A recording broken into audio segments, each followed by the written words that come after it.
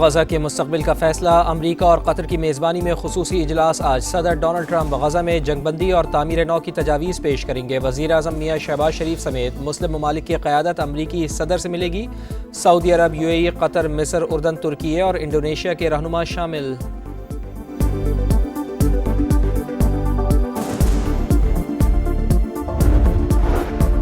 وزیر اعظم کی new York میں آج مختلف ممالک کے سربراہان سے ملاقاتیں شیڈیول۔ عالمی بینک کے سربراہ اور IMF کی MD سے بھی ملیں گے۔ شہباز شریف 26 ستمبر کو جنرل اسمبلی سے اہم خطاب کریں گے۔ اور سیلاب سے متعلق تیاری مکمل تھی، پوری ٹیم فیلڈ میں رہی۔ وزیر اعلیٰ سندھ کی گفتگو، کہا 528 ریلیف کیمپس کی تیاری تھی، صرف 17 کو فعال کرنا پڑا۔ متاثرہ علاقوں میں بحالی آپریشن جاری ہے۔ وزیر اعظم کی نیو یارک میں آج مختلف ممالک کے سربراہان سے ملاقاتیں۔ آسٹریلیا کی چانسلر کرسٹینا سٹاکر، کویت کے وزیر اعظم شیخ سبال خالد شامل۔ عالمی بینک کے سربراہ اور IMF کی MD سے بھی ملیں گے۔ شہباز شریف 26 ستمبر کو جنرل اسمبلی سے اہم خطاب کریں گے۔ فلسطین اور مقبوضہ کشمیر کے مظلوم عوام کا مقدمہ دنیا کے سامنے رکھیں گے۔ علاقائی سلامتی، دہشت گردی، اسلامو فوبیا پر بھی بات چیت ہوگی۔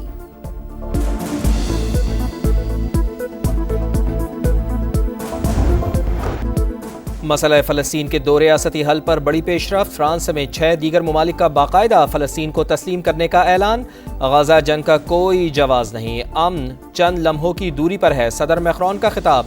اقوام متحدہ کے سیکرٹری جنرل اینٹونیو گوتریس نے کہا ریاست فلسطینیوں کا حق ہے، انعام نہیں۔ فلسطینی صدر محمود عباس کا خیر مقدم۔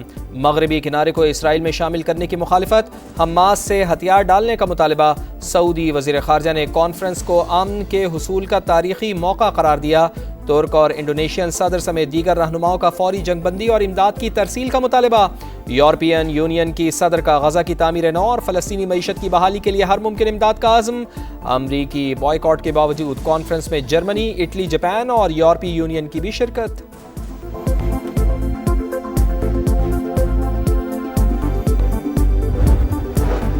پاکستان آزاد، خود مختار، قابل عمل فلسطینی ریاست کے قیام کا حامی۔ نائب وزیر اعظم اسحاق ڈار کا فلسطینی ریاست تسلیم کرنے کا خیر مقدم۔ فلسطینی علاقوں میں فوری، غیر مشروط اور مستقل جنگ بندی کا مطالبہ۔ 2 ریاستی کانفرنس سے خطاب کرتے ہوئے کہا کہ دیگر ممالک بھی فلسطین کو جلد تسلیم کریں۔ غزہ سے متعلق مربوط اور ٹھوس بین الاقوامی اقدامات کی ضرورت ہے۔ اسحاق ڈار کی عرب اسلامی وزرائے خارجہ اجلاس میں بھی شرکت۔ مشترکہ موقف پر بات چیت۔ امن و استحکام کے فروغ کے لیے تعمیری کوششوں کی حمایت کا اعلان۔ اقوام متحدہ اور OIC کے درمیان شراکت داری کو مضبوط بنانے کی ضرورت پر بھی زور۔ نائب وزیر اعظم کی شامی صدر احمد الشرا سے ملاقات۔ 2 طرفہ تعلقات مزید مضبوط بنانے کا عزم۔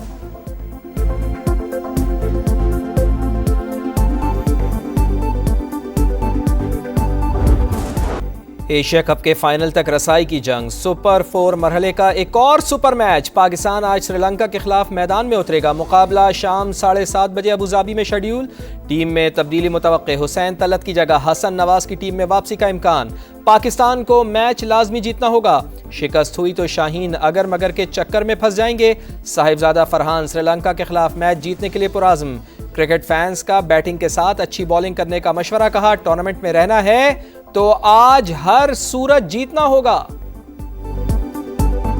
جیتنا بہت زیادہ ضروری ہے کیونکہ ہم فائنلز کے میں کوالیفائی کر سکتے ہیں۔ بیٹنگ اپنی زیادہ اچھی کرنی چاہیے اور ہمیں اپنے اوپر ہماری ٹیم کو کام کرنا چاہیے۔ اگر انہوں نے ٹورنامنٹ میں رہنا ہے تو آج انہیں اچھا پرفارم کرنا چاہیے۔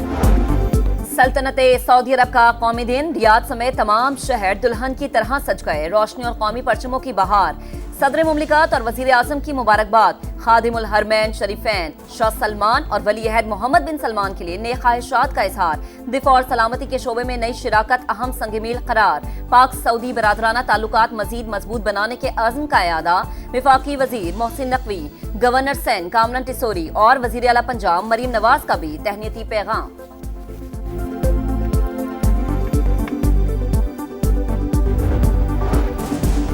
وفاقی وزیر مواصلات عبدالعلیم خان سے ایشین ڈیولپمنٹ بینک کی ریجنل ہیڈ کی ملاقات۔ نومبر میں بشکیک کانفرنس میں شرکت کی دعوت۔ مواصلات سمیت دیگر شعبوں میں مزید انویسٹمنٹ کا عندیہ۔ عبدالعلیم خان نے کہا پاکستان کے لیے ایشین ڈیولپمنٹ بینک سے پارٹنرشپ اہم۔ شاہراہوں کی تعمیر میں ADB کا اظہار دلچسپی خوشائن ہے۔ کمیونیکیشن، ریلویز، انفراسٹرکچر میں سرمایہ کاری ہو سکتی ہے، روڈ نیٹ ورک سے تجارت اور سیاحت کو فروغ ملے گا۔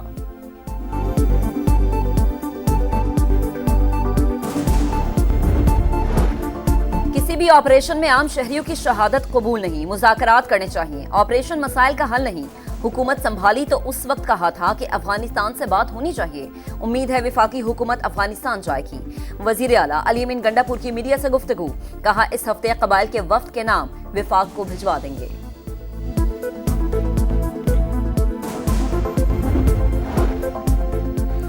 جی ایچ کیو گیٹ حملہ کے زبانی P T I video link کے ذریعے پیش، مزید 8 گواہان کے بیانات ریکارڈ۔ 27 ستمبر کو مزید 3 گواہان طلب۔ اے ٹی سی راولپنڈی نے بانی کی جانب سے دائر 2 متفرق درخواستیں خارج کر دیں۔ آپ واٹس ایپ کمیونیکیشن کو ہائی کورٹ میں چیلنج کریں، عدالتی کارروائی نہیں روکی جا سکتی۔ انسداد دہشت گردی عدالت کے ریمارکس۔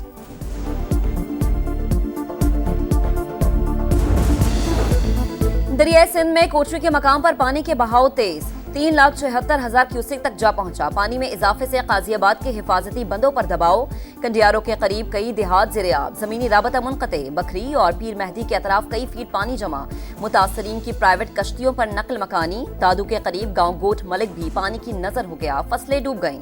جام شوروں میں کچے کے 40 دیہات پانی کی لپیٹ میں آ گئے۔ گڈو میں نچلے درجے کا سیلاب، سکھر بیراج پر صورتحال نارمل ہونے لگی۔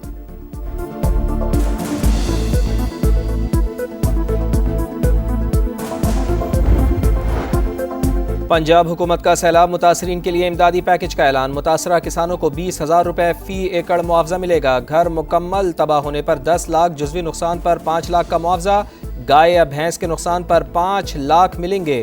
عظمہ بخاری کی سیاسی مخالفین پر بھی تنقید، کہا جب ماضی میں سندھ میں سیلاب آیا تو تیاری کیوں نہیں کی تھی؟ شرجیل انعام میمن کو صرف بھاشن دینے کا شوق ہے، کراچی اور سندھ کا حال سب کے سامنے ہے۔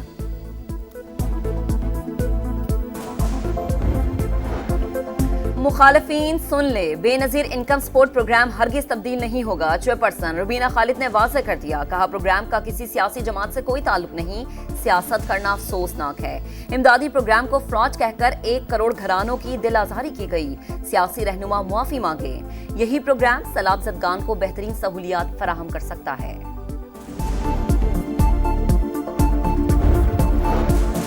حافظ نعیم صاحب، بے نظیر انکم سپورٹ پروگرام کے خلاف باتیں مت کریں، پیپلز پارٹی کو برا بھلا کہنے والے بتائیں انہوں نے کراچی کے لیے کیا کیا۔ بات بنانے والوں سے حساب لینے کا وقت آ گیا ہے۔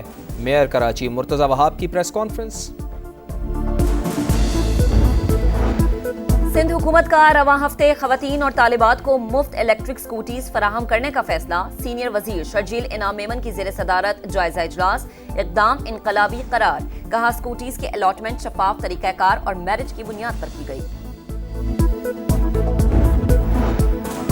پاکستان میں گزشتہ 3 سال کے دوران غربت کی شرح میں 7% اضافہ، شرح 25.3% پر پہنچ گئی۔ 2022 کے بعد پاکستان میں غربت کی شرح بڑھی، کم آمدن شعبوں میں 85% لوگ ملازمت کرتے ہیں، عالمی بینک کی رپورٹ جاری۔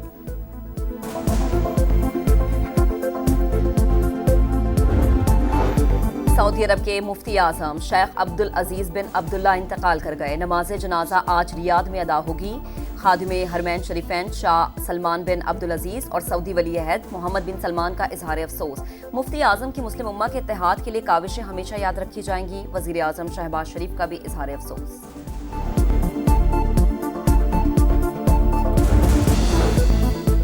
گلوبل سمود فلوٹیلا غزہ کی جانب رواں، چند گھنٹے بعد بحری بیڑا یونان پہنچے گا۔ اسرائیل کی فلوٹیلا کے شرکاء کو امدادی سامان اسقلان کے راستے غزہ پہنچانے کی پیشکش، فلوٹیلا کولیشن نے پیشکش ٹھکرا دی۔ امدادی سامان خود فلسطینیوں تک پہنچانے کا عزم۔ غزہ میں فلسطینیوں کی نسل کشی جاری، 24 گھنٹے میں مزید 61 فلسطینی شہید۔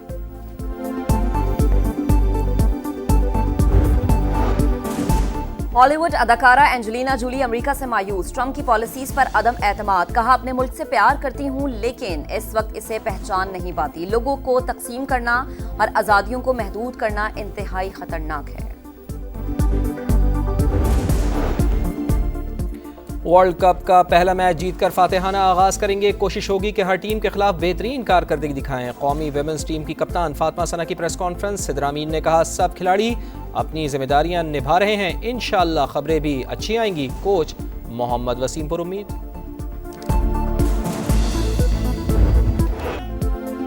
और 53 मैचेस में 35 गोल्स, फ्रांसीसी फुटबॉलर ओस्मान ने बैलन डीआर अवार्ड जीत लिया। वालिदा का जिक्र करते हुए अब्दीदा, स्पेन की फुटबॉलर आइताना रिकॉर्ड मुसलसल तीसरी बार वुमेन्स बैलन डीआर अवार्ड अपने नाम कर गईं।